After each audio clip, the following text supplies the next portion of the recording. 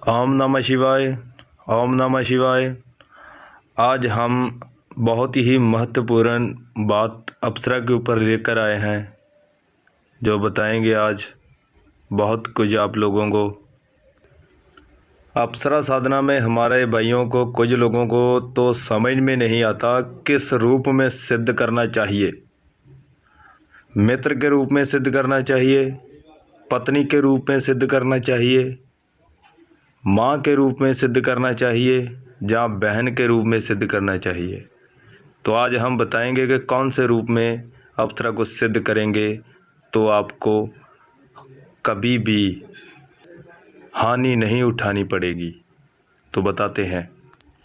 YouTube पर आपने बहुत सारे वीडियो को देखा होगा कि जिसमें बताया जाता है कि पत्नी के रूप में अप्सरा को सिद्ध कर लीजिए।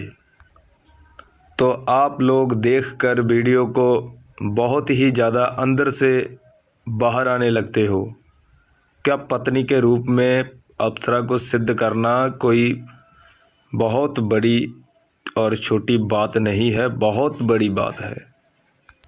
आज मैं आप लोगों को बताऊंगा कि अप्सरा को सिद्ध किस रूप में करना चाहिए।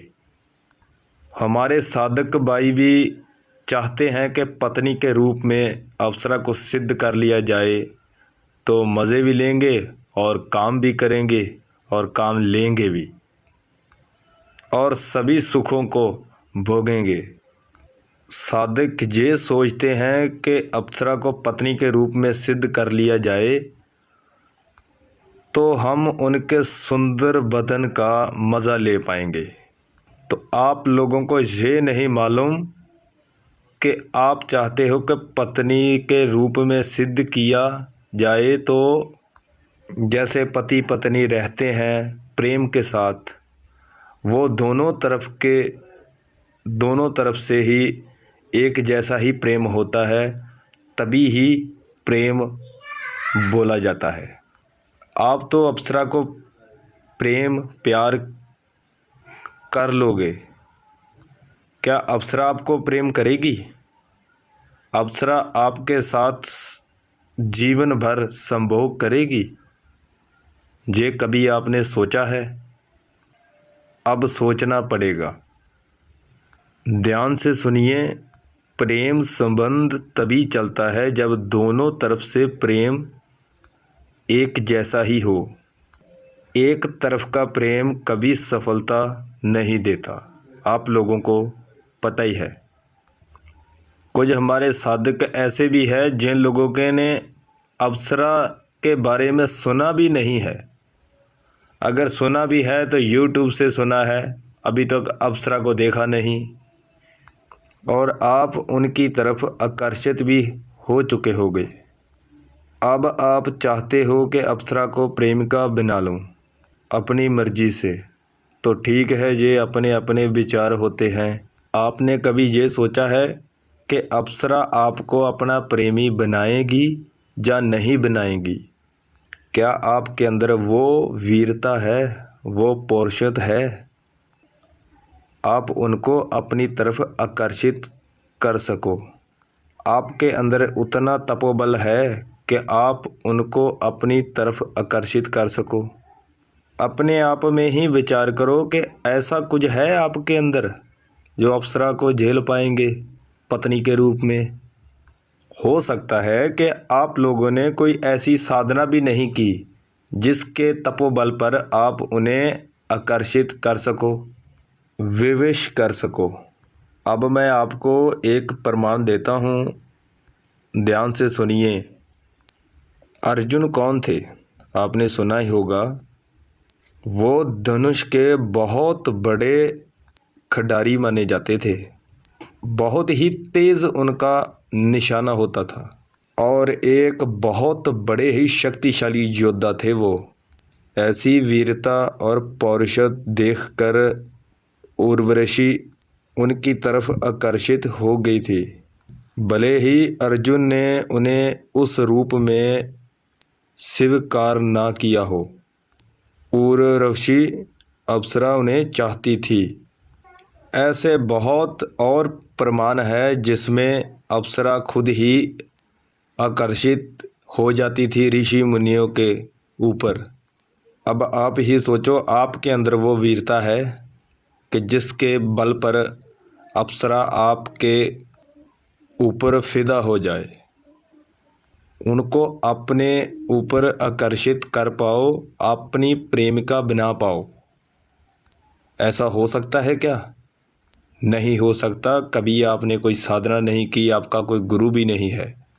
ये जो बातें हम बता रहे हैं आपको पूरे YouTube पर ढूंढने से भी नहीं मिलेगी। तो बात को ध्यान से सुन लीजिए, उसके बाद ही साधना को कीजिए, किसी भी साधना को। तो ये बात थी अप्सरा को प्रेमिका के रूप में सिद्ध करने की।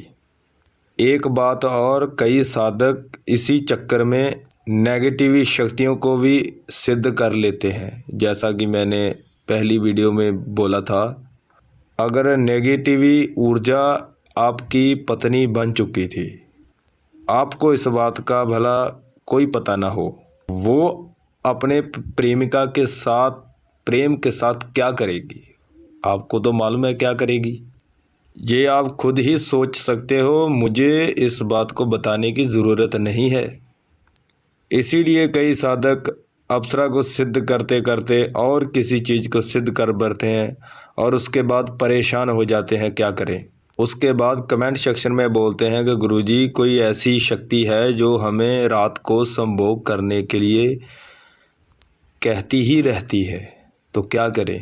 ऐसा रोज होता है। उस साधक का तन और मन दोनों ही कमज़ोर होता चला जाता है। ऐसी परिस्थिति जब हो जाती है, गुरु का मार्गदर्शन होना चाहिए, नहीं तो आप पूरा जीवन बर्बाद हो जाएगा, आपका जीवन ही। ऐसे अनुभव बहुत ही साधकों के सुने हुए हैं, हो सकता हो आपने भी सुना हो। अगर अप्सरा को प्रेमिका के रूप में सिद्ध करना है, आपके अंदर वो समस्त गुण होने चाहिए, आपके अंदर वो तपोबल होना चाहिए जो एक तपस्वी और वीर गुरु के अंदर होते हैं। अभी तो आप एक अंधेरी परछाई से भी डर कर भाग जाओगे, फिर अप्सरा को प्रेमिका के रूप में कैसे सिद्ध करेंगे, ये बताइए हमें। इस बात पर आपको विचार भी करना पड़ेगा। करोगे? करना ही पड़ेगा। इस बात को समझना होगा आपको। दूसरी बात, अप्सरा बहुत ही दौलत और शौलत देती है। वो देवताओं का मनोरंजन करने के लिए होती है। इनके अलावा आप उनसे कोई मार्गदर्शन भी ले सकते हो, जो भी उनके अधिकार में होता है। जो अप्सराओं के अंदर वरदानिका होती है, इसके बारे में तो आपको पता चल ही गया होगा। इसीलिए माँ और बहन के रूप में इन्हें सिद्ध करना बहुत ही कठिन होता है। ज़्यादा समय भी लग सकता है, क्योंकि एक माँ का स्वभाव, अप्सरा को माँ के रूप में प्रत्यक्षीकरण बहुत ही मुश्किल होता है, बहुत ही कठिन होता है। तो यही बात अप्सरा को बहन के रूप में सिद्ध करने में भी यही लागू होती है। और एक स्वरूप और है, वो है मित्रता। ये सबसे अच्छा होगा कि अप्सरा को मित्र के रूप में ही सिद्ध किया जाए। किसी भी अनजान, जैसे कि हम किसी को जानते नहीं हैं, कहीं भी यात्रा करते हैं तो हमें अनजान लोग भी दिखते हैं, पर मित्रता भी उनसे बहुत ही जल्दी हो जाती है, भले ही हम उन्हें नहीं जानते। एक सच्चा मित्र आपके वो सभी कार्य सिद्ध कर देता है जो आपको चाहिए। दूसरी तरफ प्रेमिका और प्रेम के बीच जो भी संबंध होते हैं, उसमें बहुत सारी चीज़ें होती हैं जिसे निभाना ही पड़ता है। जैसे संबंध तो बनता ही है। मेरी नज़र से अप्सरा को पत्नी के रूप में सिद्ध करना अच्छा नहीं है, ताकि हमारे अंदर इतना तपोबल नहीं होता। हम अप्सरा के रिश्ते के साथ स्थापित कर पाएँ, इतना तपोबल हमारे अंदर नहीं है। इनसे अच्छा होगा कि अप्सरा को मित्र रूप में ही सिद्ध किया जाए। वो मार्गदर्शन भी कर देती है, कुछ भी पूछ लीजिए उनसे, वो बताएगी। सच्चा मित्र आपके लिए क्या क्या कर सकता है ये मुझे बताने की ज़रूरत नहीं है। अच्छा है आप समझ पाए होंगे। अगर आपके अंदर कोई संशय है तो आप हमें कमेंट भी कर सकते हो, वहाँ से पूछ लेना, हम सभी का रिप्लाई देते हैं। हमें आशा है आज की वीडियो आपको बहुत ही अच्छी लगी होगी, तो लाइक शेयर सब्सक्राइब करना मत भूलिए और हमें इजाज़त दीजिए। ओम नमः शिवाय, ओम नमः शिवाय, ओम नमः शिवाय।